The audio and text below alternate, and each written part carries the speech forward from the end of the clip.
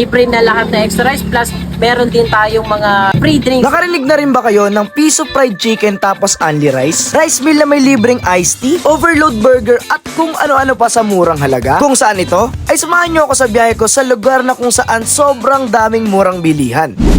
At dito tayo bumiyahe sa Bulihan, Silang Cavite. Alam nyo ba mga kabiyero na nahanap ko na ata ang pinakamurang kainan na pwede nyong subukan. Sa mura nga ng mga tinitinda nila dito ay kahit estudyante ay kayang-kayang matikman ang lahat ng mga paninda nila dito. At nandito nga tayo sa tagpuan sa Bulihan, Silang Cavite. Kahit sino naman siguro magtataka kung bakit sobrang mura talaga ng mga paninda nila. Pero ang isa daw sa mga dahilan kung bakit sobrang mura ay sila mismo ang gumagawa ng mga product nila. Meron nga silang 3 branches at 2 sa Bulihan, Silang Cavite at isa sa GMA Cavite.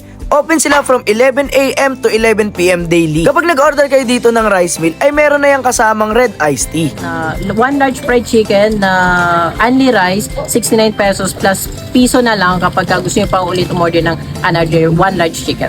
Yung price natin sa burger ay 16 pesos per plain burger, and overload burger na meron na siyang cheese, meron siyang patty, meron egg na worth 30 pesos only, and meron tayong mga specialty meals natin like favorite meals na siomai rice na 25 pesos lang, na Java rice na siya. Meron tayong classic meal na 45 pesos which is 3 ulam na siya with Java rice is 45 lang, and specialty which is 4 ulam with Java rice na 55 pesos lang. Ang double cheese french fries natin ay meron na siyang cheese coating, plus meron pa kayong free only na cheese sauce. Mga libreng drinks, monthly meron tayong mga bagong promo. Kung hindi man libreng drinks, meron tayong libreng mga extra rice. Libre na lahat na extra rice. Depende yan sa monthly promotional na ilalunch natin. Ngayong araw ngayon nandito tayo sa Bulihan, Silang Cavite at nahanap nga natin itong tagpuan na nagtitinda ng sobrang mura na mga pagkain, no?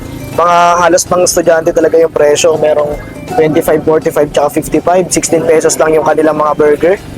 Tapos yung overload na burger niya dito is around 30 pesos lang. Meron ng patty, may egg, I think egg to, tapos may cheese. Kung balak nyo nga pumunta dito mga kabero, ay visible naman sila sa Google Map at Waze. Pwede nyo i-search yung tagpuan Bulihan, Silang Cavite para hindi na rin kayo maligaw at para mas mabilis nyo silang makita. Pwede nyo din silang i-follow sa kanilang Facebook page para sa latest update at kung anong promo ang meron sila. And take note lang mga kabero, hindi laging may piso fried chicken. Ito ay nakadepende kung anong promo sa araw ng pagpunta nyo. Pero ang sigurado ay palagi silang mura at palaging may promo. Kaya kung gusto nyo din masubukan at matikman ay pumunta na kayo dito sa tagpuan Bulihan, Silang Cavite. At muli, eto si The Biyahero. Bye!